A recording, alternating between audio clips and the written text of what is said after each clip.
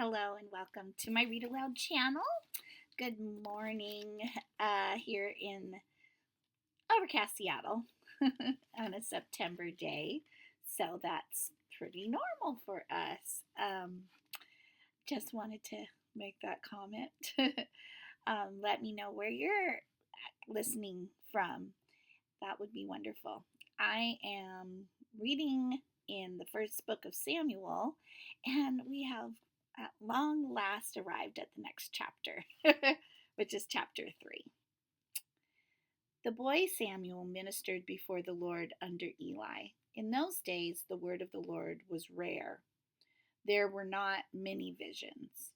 One night, Eli, whose eyes were becoming so weak that he could barely see, was lying down in his usual place. The lamp of God had not yet gone out, and Samuel was lying down in the house of the Lord, where the ark of God was. Then the Lord called Samuel. Samuel answered, "Here I am." And he ran to Eli and said, "Here I am, you called me." But Eli said, "I did not call. Go back and lie down." So he went and laid down. Again the Lord called, "Samuel." And Samuel got up and went to Eli and said, "Here I am, you called me." "My son," Eli said, "I did not call. Go back and lie down." Now Samuel did not yet know the Lord. The word of the Lord had not yet been revealed to him. So this is interesting, I feel, because I think in the last chapter, or maybe the chapter before, where it talks about him being dedicated to the Lord, and right away he started to worship him. I thought that I was pretty sure that that's who it was referencing when it said that he worshipped there. So it's the end of chapter 1, actually. Verse 28 says, "So now I give him to the Lord," says Hannah. "For his whole life he will be given over to the Lord." And he worshiped the Lord there. And I thought it could either be in reference to Samuel worshiping right off the bat like that, or to Eli, who she's presenting him to. So, just curious about that myself. Now let's see. But he says that he didn't know the Lord yet. Or his word. I mean, he's learning there. But I just think that's an interesting point. Like, can we worship God and from that worship know Him? Does it what comes first, cart or the horse kind of thing? Yeah. So it says, my son Eli. Okay.